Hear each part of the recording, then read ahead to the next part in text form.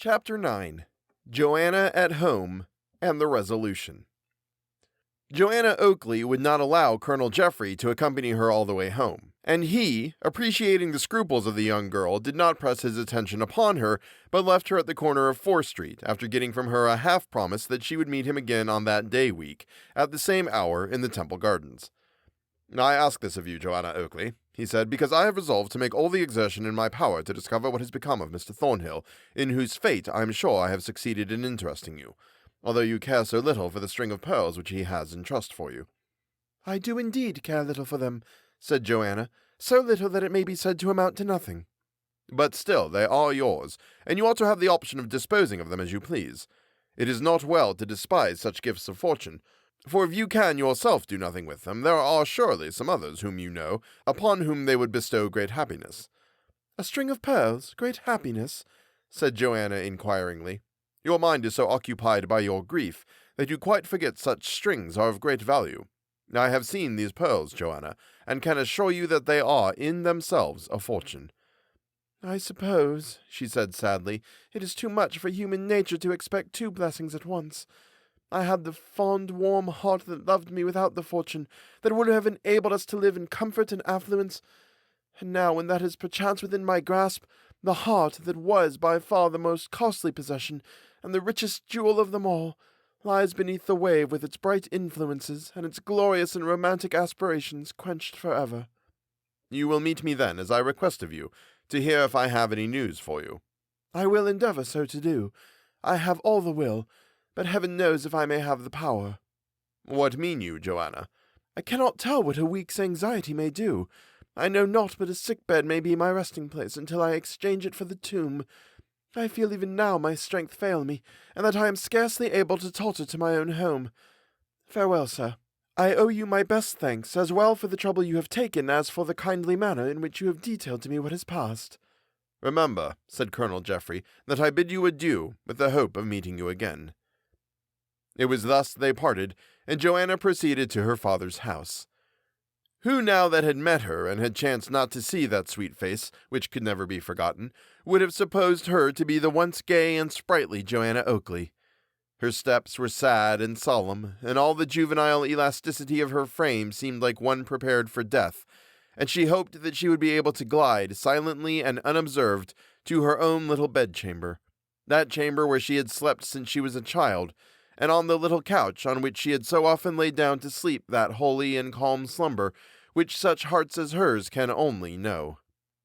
But she was doomed to be disappointed, for the Reverend Mr. Lupin was still there, and as Mrs. Oakley had placed before that pious individual a great assortment of creature comforts, and among the rest some mulled wine, which seemed particularly to agree with him, he showed no disposition to depart.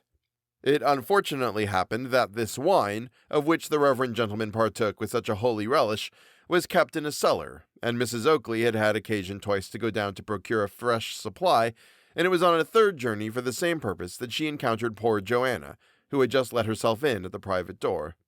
"Oh, you have come home, have you?" said Mrs. Oakley. "I wonder where you have been to, gallivanting. But I suppose I may wonder long enough before you will tell me. Go into the parlor, I want to speak to you." Now, poor Johanna had quite forgotten the very existence of Mr. Lupin, so rather than explain to her mother, which she knew would beget more questions, she wished to go to bed at once, notwithstanding it was an hour before the usual time for so doing. She walked unsuspectingly into the parlor, and as Mr. Lupin was sitting, the slightest movement of his chair closed the door so she could not escape. Under any other circumstances, probably Johanna would have insisted upon leaving the apartment, but a glance at the countenance of the pious individual was quite sufficient to convince her that he had been sacrificing sufficiently to Bacchus to be capable of any amount of effrontery, so that she dreaded passing him, more especially as he swayed his arms about like the sails of a windmill. She thought at least that when her mother returned she would rescue her, but in that hope she was mistaken, and Johanna had no more idea of the extent to which religious fanaticism will carry its victim than she had of the manners and customs of the inhabitants of the moon. When Mrs. Oakley did return, she had some difficulty in getting into the apartment, inasmuch as Mr. Lupin's chair occupied so large a portion of it. But when she did obtain admission, and Johanna said, "Mother, I beg of you to protect me against this man, and allow me a free passage from the apartment," Mrs. Oakley affected to lift up her hands in amazement as she said, "How dare you speak so disrespectfully of a chosen vessel? How dare you, I say, do such a thing? It's enough to drive anyone mad to see the young girls nowadays." "Don't snub her, don't snub the Virgin," said Mr. Lupin.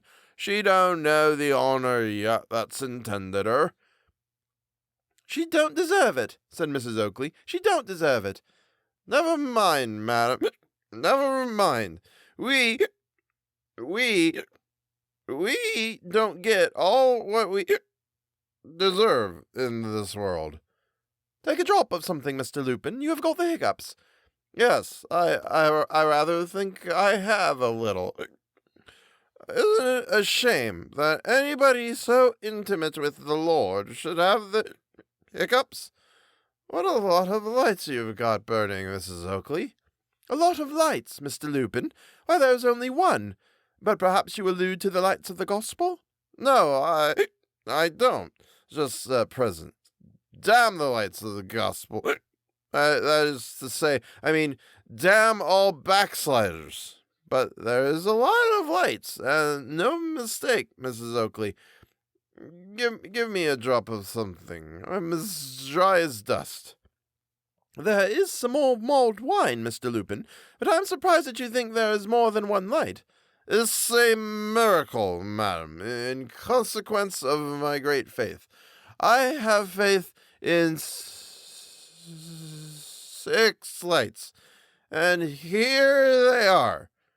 "Do you see that, Johanna?" exclaimed Mrs. Oakley. "Are you not convinced now of the holiness of Mr. Lupin?" "I am convinced of his drunkenness, mother, and entreat of you to let me leave the room at once." "Tell her of the honor," said Mr. Lupin. Tell her of the honor." "I don't know, Mr. Lupin, but don't you think it would be better to take some other opportunity?" "Very well, then. This is the opportunity." If it's your pleasure, Mr. Lupin, I will. You must know, then, Johanna, that Mr. Lupin has been kind enough to consent to save my soul on condition that you marry him, and I am quite sure you can have no reasonable objection. Indeed, I think it's the least you can do, whether you have any objection or not." "Well put," said Mr. Lupin. "Excellently well put."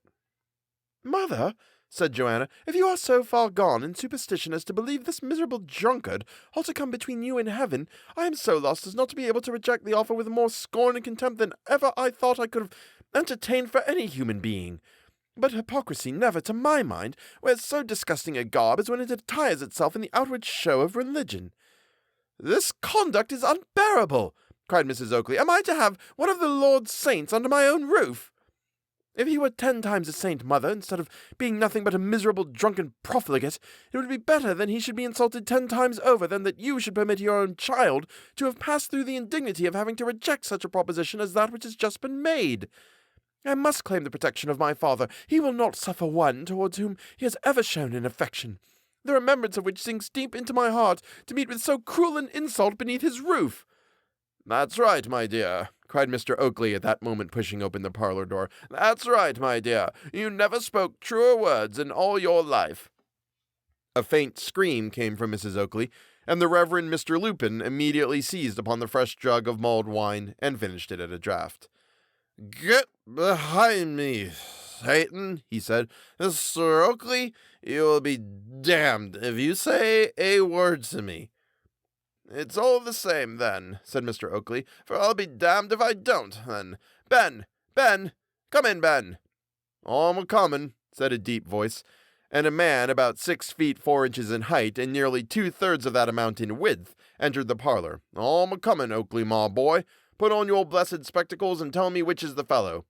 "I could have sworn it," said Mrs. Oakley as she gave the table a knock with her fist. "I could have sworn when you came in, Oakley. I could have sworn, you little snivelling, shriveled-up rat, you'd no more dared to come into this parlor as never was with those words in your mouth than you'd have dared to have flown if you hadn't had your cousin Big Ben, the beef-eater, from the tower with you."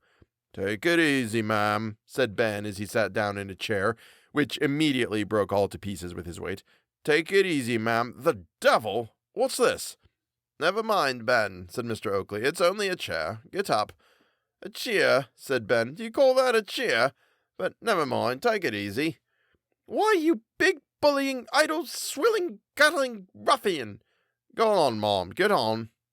You good-for-nothing lump of carrion! A dog wears his own coat, but you wear your master's, you great, stupid, overgrown, lurking hound! You parish-brought-up wild beast! Go and mind your lions and elephants in the tower, and don't come into honest people's houses, you cutthroat, bullying, pickpocketing wretch! Go on, Mom, go on.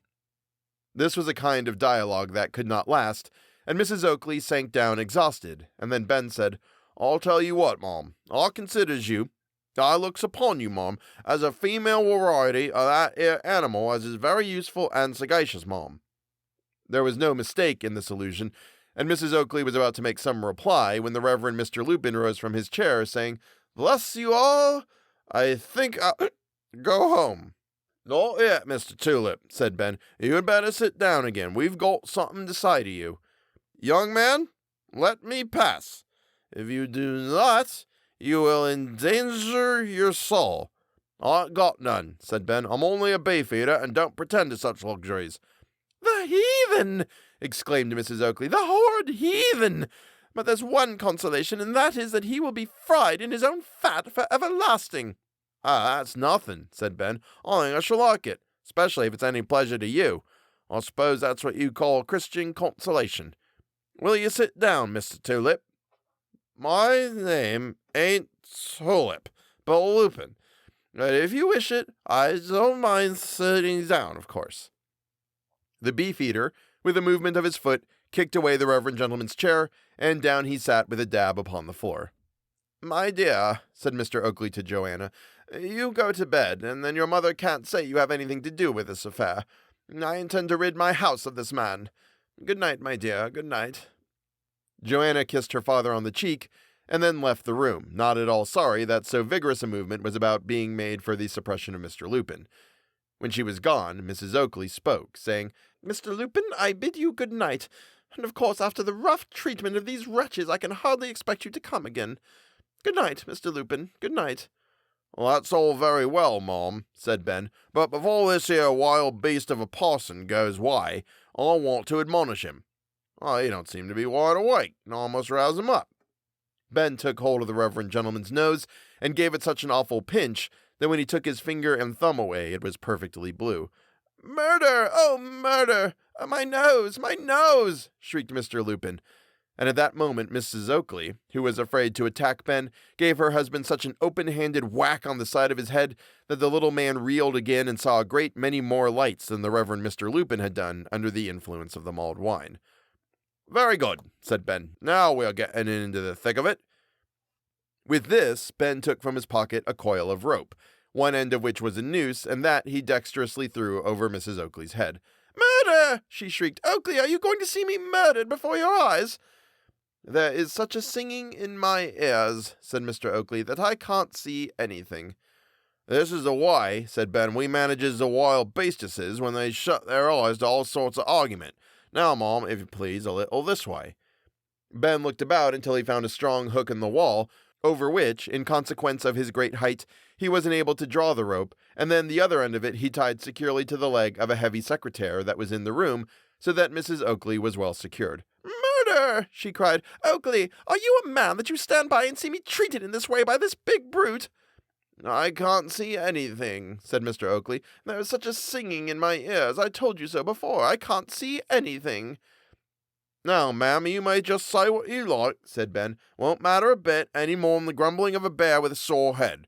As for you, Mr. Tulip, you'll just get down on your knees and beg Mr. Oakley's pardon for coming and drinking his tea without his leave and having the infernal impudence to speak to his daughter.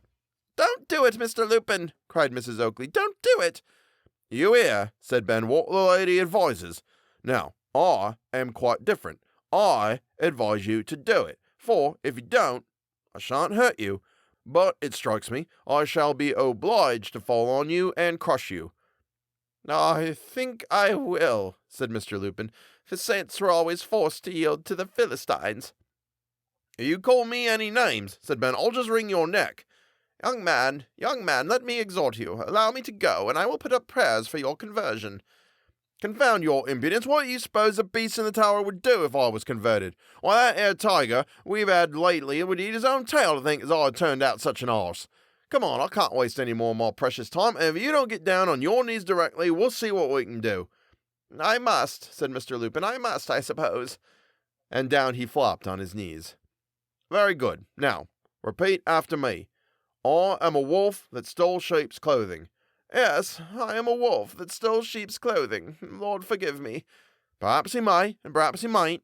Now, go on. All that's virtuous is my loathing. Oh dear, yes, all that's virtuous is my loathing. Mr. Oakley, I have offended. Yes, I am a miserable sinner. Mr. Oakley, I have offended. And asks his pardon on my bended. Oh dear, yes, I asks his pardon on my bended. Oh, the Lord have mercy upon us miserable sinners. Knees, I won't do so no more. Yes, knees, I won't do so no more. Sure as I lies on this floor.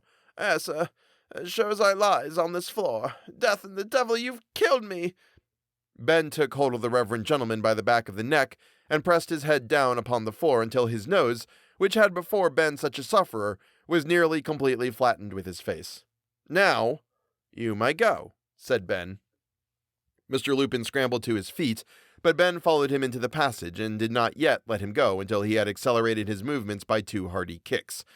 And then the victorious beefeater returned to the parlor.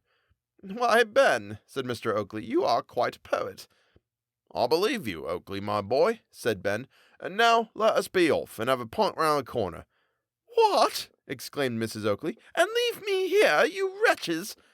Yes, said Ben, unless you promises never to be a female variety of a useful animal again, and begs pardon of Mr. Oakley for giving him all his trouble. As for me, I'll let you off cheap. You shall only give me a kiss and say you loves me. If I do, may I be damned, you mean? No, I don't. Choked, I was going to say. And you may be choked, for you have nothing to do but to let your legs go out from under you, and you will be hung as comfortable as possible. Come along, Oakley. Mr. Oakley, stop, don't leave me here. I am sorry. That's enough, said Mr. Oakley. And now, my dear, bear in mind one thing from me. I intend from this time forward to be master in my own house. If you and I are to live together, we must do so on very different terms to what we have been living, and if you won't make yourself agreeable, Lawyer Hutchins tells me that I can turn you out and give you a maintenance, and in that case I'll have my sister Rachel home to mind house for me. So now you know my determination and what you have to expect. If you wish to begin, well, do so at once by getting something nice and tasty for Ben's supper. Mrs. Oakley made the required promise, and being released, she set about preparations for the supper in real earnest, but whether was really subdued or not, we shall, in due time, see.